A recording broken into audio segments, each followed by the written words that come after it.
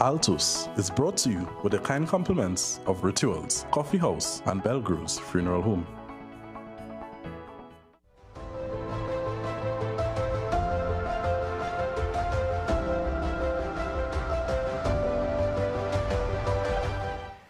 Good evening and welcome to Altos, a weekly news and current affairs program produced by the Catholic News and broadcast on Trinity TV and TTT.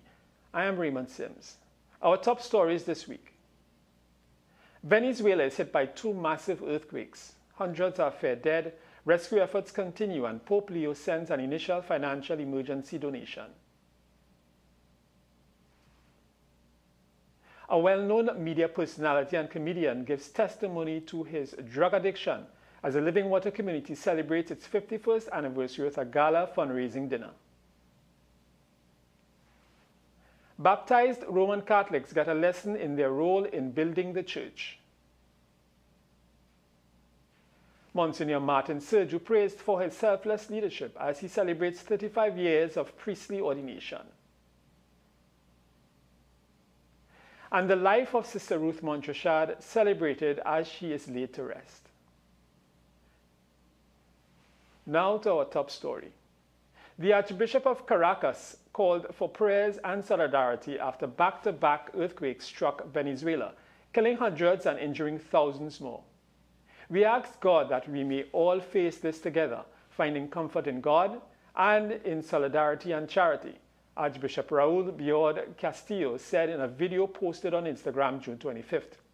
According to the Associated Press, the twin earthquakes, which struck in the evening of June 24th, measured 7.2 and 7.5 magnitude and were the strongest to hit Venezuela in more than a century. Archbishop Biord toured several churches in the capital following the devastating earthquakes. He said several churches in the archdiocese suffered damage, including the Cathedral of Caracas. Venezuela's acting president, Delcy Rodriguez, announced that as of June 25th, an estimated 164 people have died and nearly 1,000 were injured. The United States says it will send aid to Venezuela, and offers of help have also come from the governments of Trinidad and Tobago, Guyana, and Barbados. Pope Leo has also sent financial aid. We have more in this report. Here are some of the striking images of Venezuela. La Guaira, an area close to Caracas, now called the disaster zone by authorities, was especially affected by two earthquakes of 7.5 and 7.1 magnitude.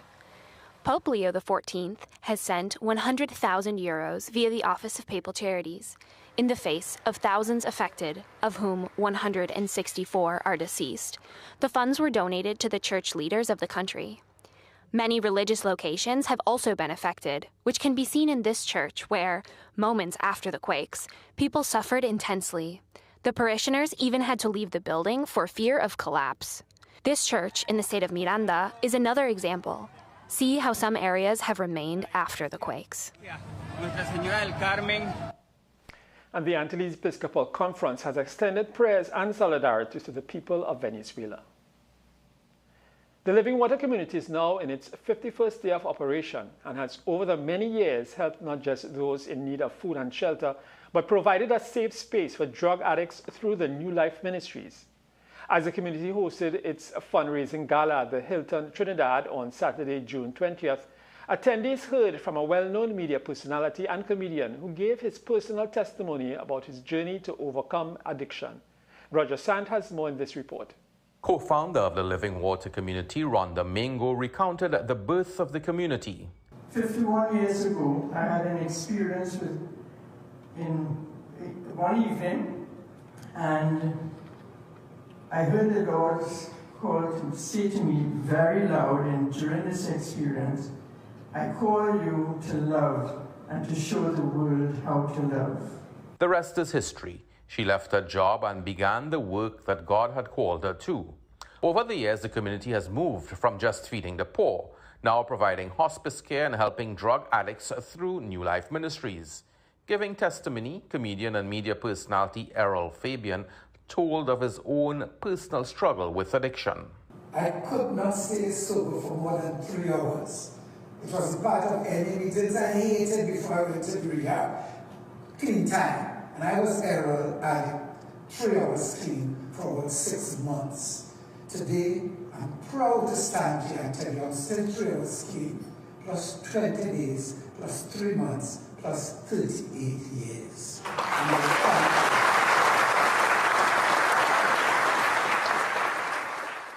Today, he said, he goes to 24 schools to talk to young people about substance abuse and volunteers at rehab centers in the hope that his message can save someone the pain of addiction. Mingo said New Life Ministries had helped over 5,000 people in its over 30 years of existence. Funding, however, remains critical. These ministries, as you know, cost a lot, and it is because of your and many people like you support that we've been able to continue. I'm Roger Sant reporting for Catholic News Altos. A message of hope and transformation marked the 40th anniversary of New Life Ministries Drug Rehabilitation Center, a Catholic-run ministry that has helped thousands break free from addiction in TNT. Archbishop Charles Jason Gordon, along with members of the ministry, reflected on its impact at a June 14th Mass at the Living Water Community Chapel. Altos reporter Kaylan Jordan has more. New Life Ministries Drug Rehabilitation Center has been instrumental in helping people from addiction to recovery. Based at Mount St. Benedict and Palo Seco, the ministry offers structured rehabilitation and support. And that's really the role of New Life Ministries. Even when a person is in the throes of addiction, to look at that person and say to that person, you belong to God. The center was founded in 1986 amid growing concern about drug abuse, and founder Rhonda Mingo says New Life Ministries has helped more than 5,500 people. Longtime staff member Leroy Pierre says the work requires patience, resilience, and faith. Only Jesus' method can work. He mingled with men, he met their needs, and then he said, follow me. The rehab center does just that. Testimonies from former clients highlighted the real impact of the program. I am working at the rehab as an addiction counselor, and I help other people by sharing my mess, which is now my message. Today I'm 25 years, 4 months, 3 weeks, and 2 days. I don't have a desire to stay clean here. I have a desire to die clean. I am Kaylan Jordan reporting for Catholic News, Altos.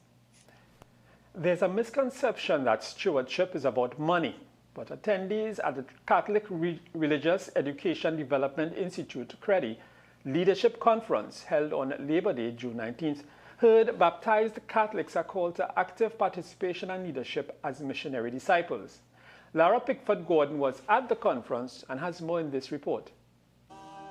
Fathers Matthew Dero and Kenwin Sylvester delivered a talk on stewardship and missionary discipleship, bearers of a promise. Father Dero lamented that many people hear the word stewardship, immediately think it's about money. Them present them like money. The church understands stewardship much more broadly. In the pastoral letter on stewardship, a disciple's response, the United States bishops describes stewardship as the grateful response of disciples who recognize that everything they are and everything they possess are being entrusted to them by God. Pointing to the interconnectedness of the synodal pillars of communion, participation, and mission, they reiterated that the mission of the church does not fall to a few, but all baptized Catholics. Every baptized person has a share in this mission. Each person has been called by name. Each person has received gifts for the building up of the church. Each person has something to offer. Each person has a place in the life of the parish. The parish comes alive when everyone recognizes their part in the mission. They described the synodal leader as one who gathers, accompanies, discerns, builds relationships, recognizes gifts, and creates spaces for others to contribute. Capitalizing on the World Cup, Fathers Dero and Sylvester crystallized this idea by inviting the audience to catch the leadership vibes. Episcopal Delegate for Youth Teresa Best Downs and Father Kwesi Allen, Parish Priest of the Church of the Incarnation Maloney, presented on synodality and discipleship, being born in and for a time like this. They emphasize the shared purpose of Catholics. Co-responsibility. We all share in this work. We are all parts of the body of Christ, and therefore we are responsible together for what God has given us. Bess Downs said working together is challenging, but even in the darkest moments of disagreement, people are still called to be present. Even as we are trying to build and find what we need to do, that it is our call to continually be a part of this, to stay steadfast. Again. This is Lara Pickford-Gordon for the Catholic News, Altos. Promise. The final talk of the day, Together, Discern, Walk, Witness, was from Archbishop Charles Jason Gordon and Director of Synodal Transformation, Father Peter McIsaac. Archbishop Gordon presided at Holy Mass to end the day. Parishioners from several southern communities made their way to the Minor Basilica, Cathedral of the Immaculate Conception on Tuesday, June 23rd, to pay tribute to Monsignor Martin Sergiu, who celebrated 35 years of faithful and dedicated service to the priesthood. Here's Clisha Bess with more. Martin Sergiu was ordained on June 23, 1991, and on June 23, 2026, the faithful, along with his friends, loved ones and parishioners from Cedros, San Fernando, Princestown, Siparia and Erin, all came together to celebrate the milestone, which was marked with a solemn mass, cultural tributes, and a touch of humor. Our Monsignor Martin Sergiu has, in fact, fulfilled a lot of what these readings are about. We have in the power and spirit of Elijah a certain character, certain type of person who has achieved, who has assumed a role of courage. Representatives from the various parishes where he served paid a tribute to him, including his hometown, Cedros. Monsignor Sergiu has remained a man of deep faith, humility, and genuine concern for God's people.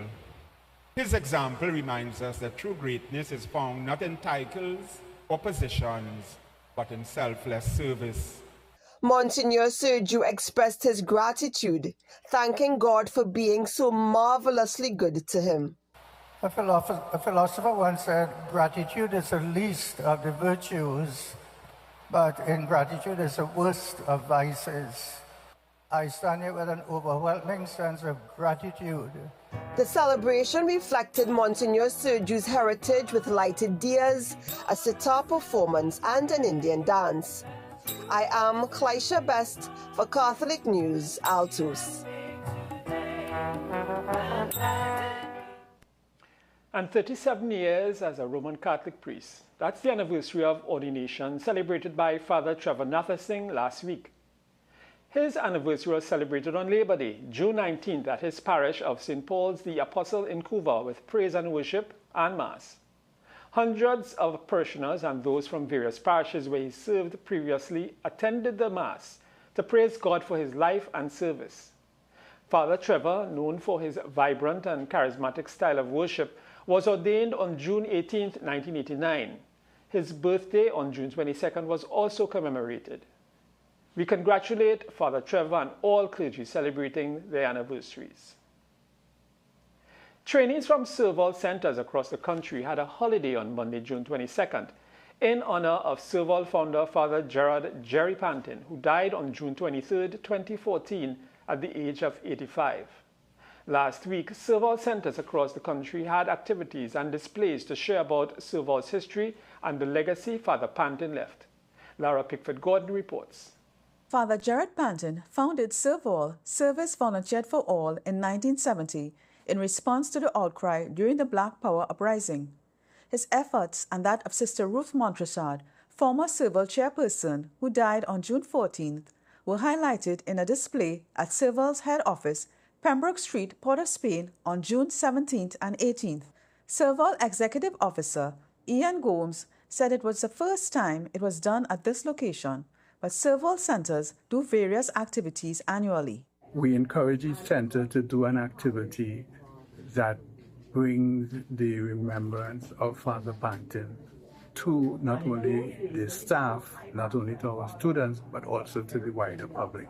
Several trainees visiting the exhibit in Port of Spain got a glimpse into the history of the organization displayed with memorabilia. Valerie Remy, Civil Marketing Officer, shared highlights about Father Pantin and the organization's history. He made a decision, he walked up the hills of Laventille and asked the community this question that we still ask in Trinidad and in Silver: how can I help you? The trainees heard that Father Pantin was received with suspicion in the community, but returned with retired cricketer Sir Wesley Hall. Father was really smart, you know, so this big burly cricketer, Sir Wesley Hall, and he went up the hill again and said, how can I help you? And our relationship for basketball was forged, and that's how we came. So he worked with Sir Wesley Hall for 4 months, and then some soldiers and sailors, right, worked with them to form this building here. This was the first Silver Hall in St. Barb's. Remy told Altos the exhibit was impactful for the trainees. They would have gotten at their orientation, the synopsis of who Father was and how Silver Hall was birthed. But in going through the exhibits and looking at the timelines and looking at the memorabilia, looking at the awards and the achievements, and after getting the information as we went through the entire exhibit, you actually saw some changes in the attitudes of some of the students. She's hoping that the youths in Silver's adolescent development program and those placed at the junior life centers from the secondary entrance examination would be inspired and encouraged. This is Lara Pickford-Gordon for the Catholic News, Altos. The St. Joseph Convent Chapel on Abercrombie Street, Port of Spain, was where family, friends, religious, and members of the Silver community gathered on Monday, June 22nd, to celebrate the amazing life and ministry of Sister Ruth Bridget Montrechard. A sister of St. Joseph of Cluny, who passed away at the age of 84, she was remembered for her life given fully to God and to the poor. Clisha Best has more. The chapel was filled with heartfelt gratitude and deep loss as loved ones gathered to bid farewell to Sister Ruth, who died peacefully on June 14th after a long battle with cancer. Sister Ruth was described as a beloved sister, mentor, teacher, and friend who shared her life so beautifully. Archbishop Charles Jason Gordon, in delivering his homily, reflected on Sister Ruth's lifelong yes to God. Archbishop Gordon said she received the divine inspiration to give herself to the poor, especially through her work with Silver Hall, where she devoted more than 40 years of her life. When you think of the thousands of young people every year who had nothing and nowhere to go, that Silver Hall managed to give not just education, but human development and a chance at a life and at a living and at an understanding that is so amazing. Sister Ruth's eulogist, Sister Maureen Alexander, described her as a spiritual mother, a visionary leader, and a bridge builder. Through her vision, dedication, and leadership, thousands of young people found hope, purpose, and opportunity. Sister Ruth worked tirelessly among those who are often forgotten by society. She saw not problems to be solved, but people to be loved. Sister Ruth was also remembered for her work with the World Community for Christian Meditation and introducing countless people to meditation and helping them integrate this practice into their lives.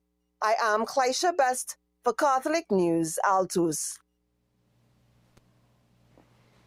Just days after Pope Leo XIV accepted his resignation letter, Bishop Emeritus Clyde Harvey has officially stepped down as Bishop of St. George's in Grenada after 9 years of service.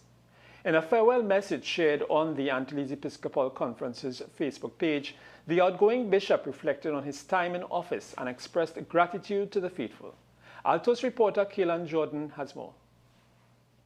Bishop Emeritus Clyde Harvey described his years in Grenada as, quote, years of grace in which I have seen the mystery of the loving kindness of our God at work, end quote.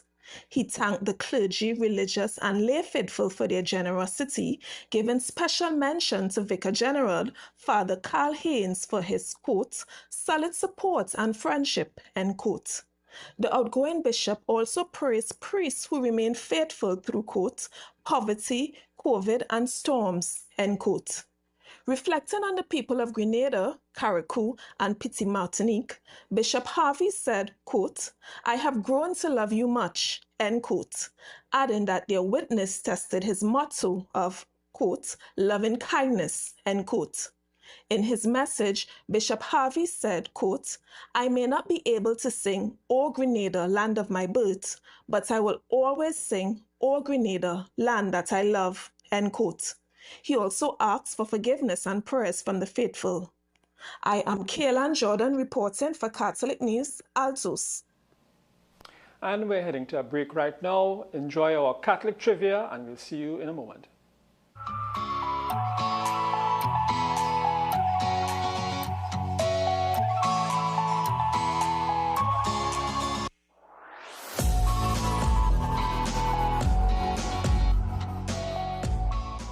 In this Sunday's issue of the Catholic News, Vicar for Communications, Father Robert Christo, comments on the complex and difficult issue of crime and criminality in Trinidad and Tobago.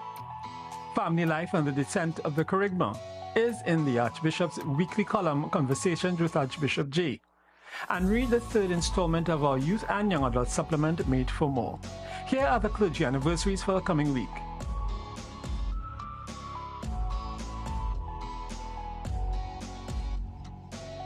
And the coming events.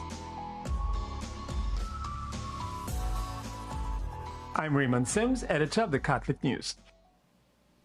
And thanks for staying with us. You're watching Altos. Artificial intelligence is rapidly changing the way students learn. AI can explain concepts, summarize information, and even help students complete assignments in seconds. Its growing role in education is also raising questions about whether students are still learning to think for themselves. Andre Burton reports in this sponsored segment. This sponsored segment of Altos is brought to you with the kind compliments of Belgrove's Funeral Home. We do more than just say we care. Artificial intelligence is being used as part of the learning process for many university students. Electrical and computer engineering student Samuel Blanche says it is now one of the first tools he turns to when an assignment is given. As soon as I get an assignment or any challenge, I put it straight into AI. Not just to for it to do it, but just for me to get a more background holistically. So it will I use it to contextualize the project and I guess suggest different ways I could go down with it. And then obviously it's on me to actually go through the specifics. But yeah, I use it comprehensively right now. Using AI effectively also requires discipline. International relations student Nathan Nanku believes that technology should be a guide and not a substitute for learning. You still need to read. At the end of the day, you still need to look through information yourself. You still need to write it out or whichever method you think is best suited for you. The AI will be there to help explain things a little bit better, but you yourself still have to put in work and effort for you to actually understand the information. Pope Leo XIV raises the same concerns in his recent encyclical on artificial intelligence. He warns that education should form critical thinkers, not students who simply receive quick answers. AI consultant Darren Mohammed shares that concern. He spoke about the technology making education shallow, in that if you're getting the answers and making the answers come to you so cheaply and easily, the student could start to see that as the way, right, to and could assume that they're learning, not realizing that the journey of learning is a lot deeper and a lot longer. It starts with that curiosity to actually understand, and when they understand, then they go look for the truth.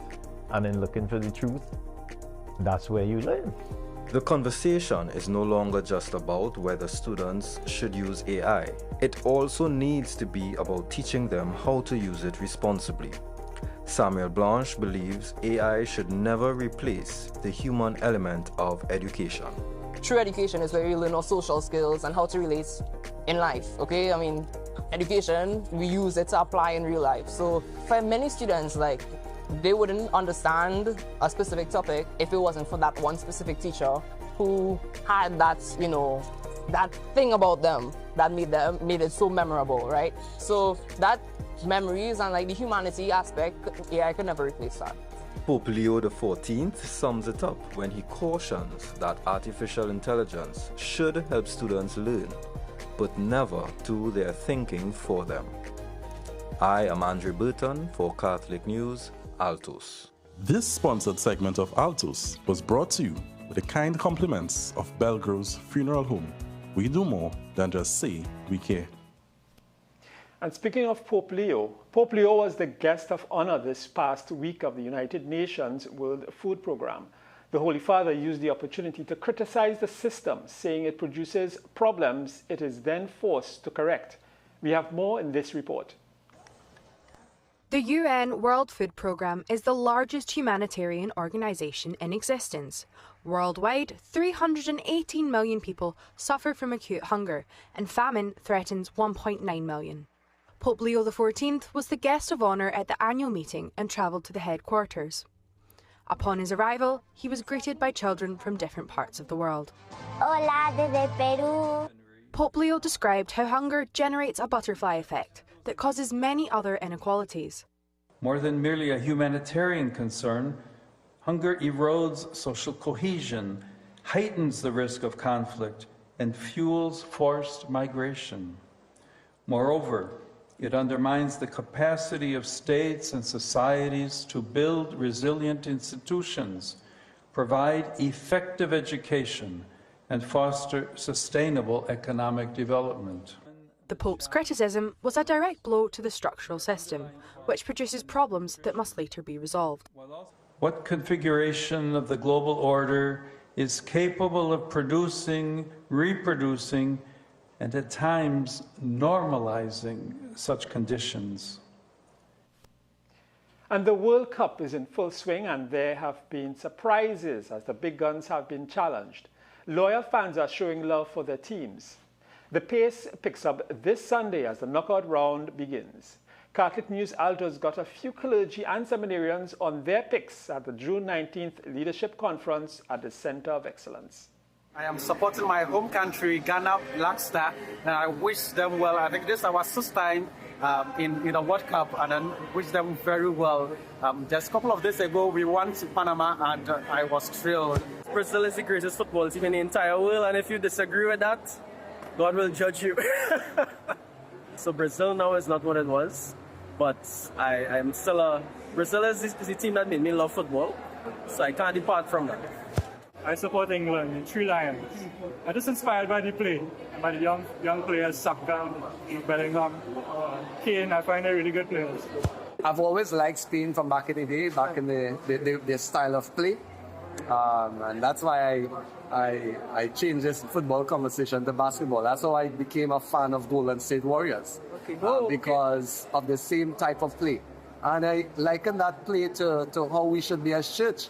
We should all share, we should all commune, and we work together at Golden State. Motto at the time was strength in numbers, sportsmanship, but camaraderie. It's not I have to score a goal, but we have to score a goal. That's why the Cristiano Ronaldo fans got disappointed. Anyway, I go on. For blue, because it's my favorite color, and because we hope that they do real damage in the World Cup. God bless them, and may they have fun and bring their country together. My family and they were always Argentina, and I don't want to go against them or anything like that. Even though I might try England, but don't tell them anything. But Argentina, Hollywood, Messi, woo! And forgetting about Germany. Anyhow, that's a wrap for our show this week. We thank you for viewing. We encourage you to continue to nurture your faith by praying and reading the Bible. As we go, Our Lady of Fatima RC Church in Curep came alive on the Labor Day holiday for their first Coridoc and All Fours competition. 9 teams fired up their pots while 40 pairs of players shuffled and hang-jacked their way through a serious all-fours showdown. Here are some of the scenes from the Curry competition. Have a good week.